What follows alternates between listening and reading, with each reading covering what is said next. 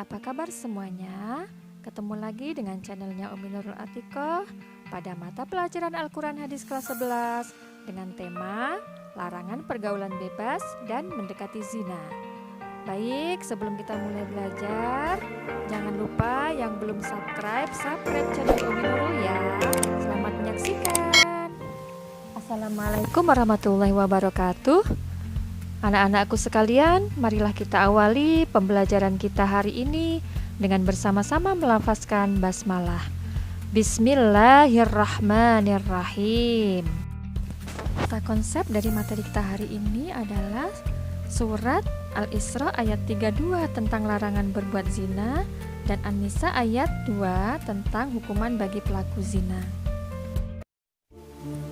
Di zaman teknologi yang serba canggih saat ini, tantangan yang dihadapi para remaja semakin kompleks. Terlebih apabila kita berbicara tentang bahaya pergaulan bebas di kalangan remaja, sesuai dengan tema kita hari ini tentang larangan pergaulan bebas dan mendekati zina. Kehidupan para remaja apabila tidak dilandasi dengan iman dan ketakwaan, maka akan sangat berbahaya. Pergaulan bebas merupakan salah satu penyebab rusaknya moral anak bangsa. Mereka merasa bebas tanpa diperhatikan orang tua, sehingga mereka kehilangan akhlak mulia yang seharusnya dimiliki oleh para calon generasi muda pemimpin bangsa. Oleh karena itu, anak-anakku sekalian, marilah kita mencoba mencermati surat Al-Isra ayat 32 yang berbunyi sebagai berikut. ولا تقربوا الزنا إنه كان فاحشة وساء سبيلا. Dan janganlah kamu mendekati zina, karena zina itu sesungguhnya satu perbuatan keji dan suatu jalan yang buruk. Mendekati sesuatu yang dapat merangsang nafsu sehingga mendorong diri kepada perbuatan zina juga termasuk perbuatan mendekati zina. Begitu pula dengan perbuatan yang berpotensi mendorong nafsu seperti menonton aurat dan menghayalkannya adalah mendekati perzinahan.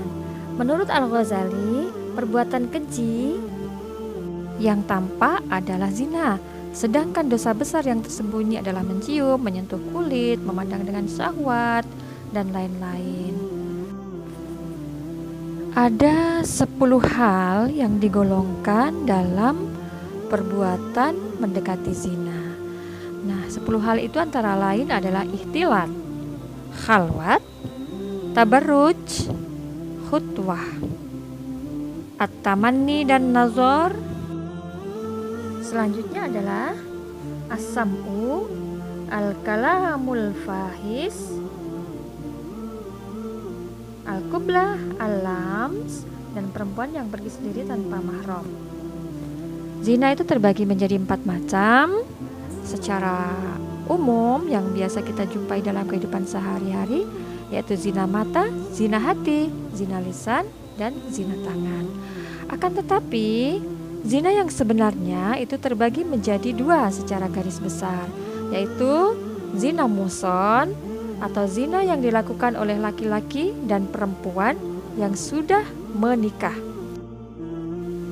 Sedangkan zina ghairu muhsan adalah zina yang dilakukan laki-laki dan perempuan yang masih perjaka dan gadis. Adapun hukuman bagi pelaku zina terdapat dalam surat An-Nur ayat 2 yang berbunyi sebagai berikut. الزانية والزاني فاجلدوا كل واحد منهما 100 جلدة ولا تأخذكم بهما رأفة في دين الله إن كنتم تؤمنون بالله واليوم الآخر وَلْيَشْهَدْ عَذَابَهُمَا طَائِفَةٌ مِّنَ الْمُؤْمِنِينَ. Pezina perempuan dan pezina laki-laki adalah masing-masing dari keduanya 100 kali. Dan Janganlah rasa belas kasihan kepada mereka keduanya mencegah kamu untuk menjalankan agama Allah. Jika kamu beriman kepada Allah dan hari kemudian, dan hendaklah pelaksanaan hukuman mereka disaksikan oleh sebagian orang-orang yang beriman. Ayat ini menjelaskan tentang hukuman bagi pelaku zina. Bagi orang yang melakukan zina muhson, hukumannya dirajam. Sedangkan zina ghairu muhson, hukumannya adalah dicambuk 100 kali dan diasingkan selama 1 tahun. Baiklah anak-anakku sekalian, cobalah kalian pahami dan renungkan ungkapan berikut ini. Perhatikanlah janin yang terdapat di rahim seorang wanita. Makhluk Allah yang tak berdosa itu harus digugurkan karena orang tuanya tidak mampu menanggung malu atas perbuatan yang telah dilakukannya. Ibunya hamil di luar nikah. Bapaknya tidak bertanggung jawab atas kehamilan ibunya. Dan makhluk mungil itu yang menjadi korban, ia diaborsi. Kemudian dikuburkan, bahkan ada pula yang dibuang ke sungai, ke tempat sampah dengan dibungkus plastik. Tidakkah manusia berpikir akan dosa yang dilakukannya? Zina dan membunuh termasuk dosa besar.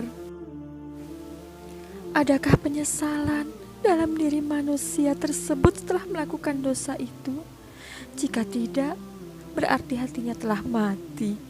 Tidak ada lagi rasa takut, empati, dan malu, sedangkan semua itu merupakan bagian dari keimanan kita kepada Allah. Berhati-hatilah, wahai anak-anakku, para remaja calon penerus masa depan bangsa. Sikapi dan maknai apa yang sudah kalian pelajari hari ini dari surat Al-Isra ayat 32 dan An-Nur ayat 2. Semoga kalian semua terhindar dari pergaulan yang salah dan menjadi generasi-generasi muda Islami yang akan berprestasi di masa depan. Baiklah, kita tutup pelajaran kita hari ini dengan bersama-sama melafazkan hamdalah.